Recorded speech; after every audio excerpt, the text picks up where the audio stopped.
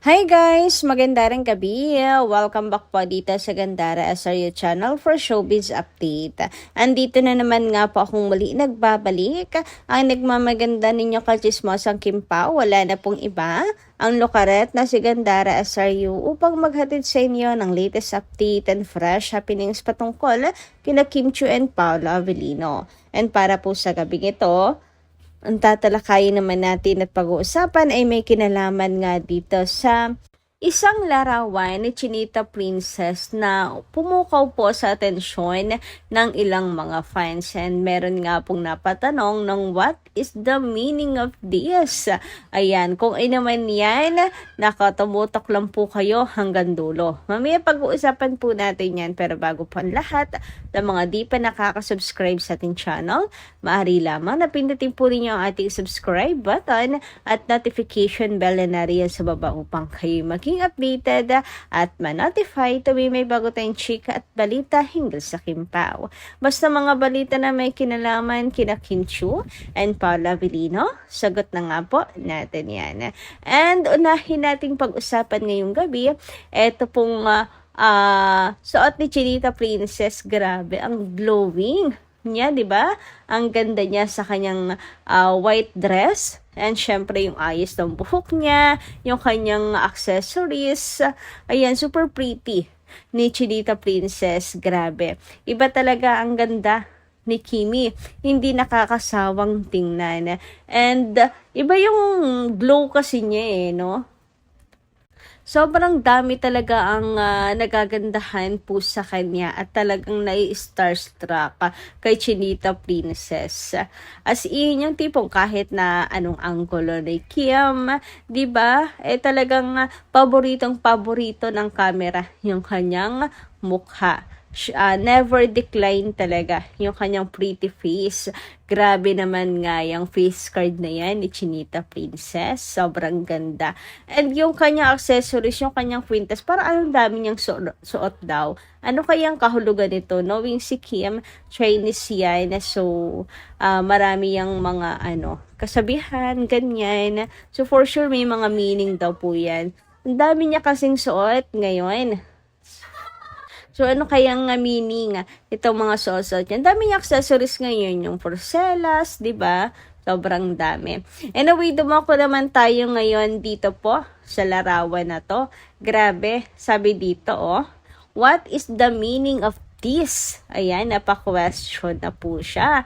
Kim Pao endgame na ba? Uy, grabehan naman nga doon. So, anong meron mga ba dito sa larawan na to para mapatanong na Kim Pao endgame na ba? Ano ba? Yung larawan na to parang muling nagpahula si Chinita Princess. Mukhang nagpa-feng-shui na naman siya, and mukhang taong ito ay umaayon lamang po sa kanya. Ang gaan ng aura ni Kimi Anyway, speaking of Kim Pao na ba? Endgame na ba? Ito, sabi dito, the dragon and horse. Who alam na this.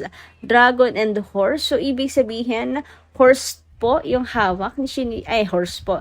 Dragon yung hawak ni Chinita Princess. Alam niyo naman, di ba, ang horse and dragon, si Kim and Paolo po yan. Pero mukha siyang malibang dito sa larawan.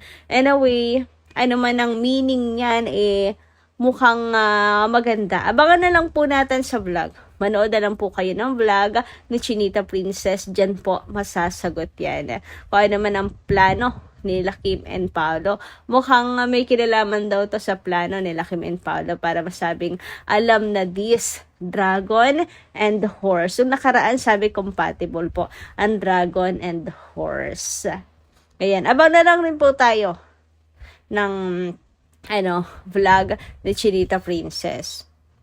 May nababasa rin ako na sabi nga, mukhang masasagot na ang mga plano ng Kim Pao this 2026. Anyway, sabi naman dito ni Ma'am Merlita Aria Rodriguez, magandang hapon, Gandara. Narinig mo na ba yung awit para kay Kim at Pao? Hindi ko alam kung sino yung kumanta. Parang si Yeng. Ang ganda-gandara. napaiyak ako. Ewan ko ba kung bakit. Yung nararamdaman ko masaya, natutuwa na eto na yata ang pangarap nating lahat at hinihintay ng ilang taon. Alam mo Gandara, habang pinapakinggan ko, tulo talaga ang luha ko na masaya at parang nakikita ko yung mukha nilang dalawa ni Kim. Na nakatitig si Pao kay Kim. Habang nakangiti si Kim. Ganon din na hawak kamay silang dalawa. Sana makita mo din Gandara. Ngayon at marinig.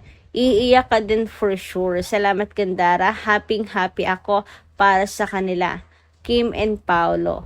Bashers, sorry ha kung masasaktan kayo. Naku, anong kanta po yan, Ma'am Marlita Ria Rodriguez? Parang hindi ko pa ata nakikita.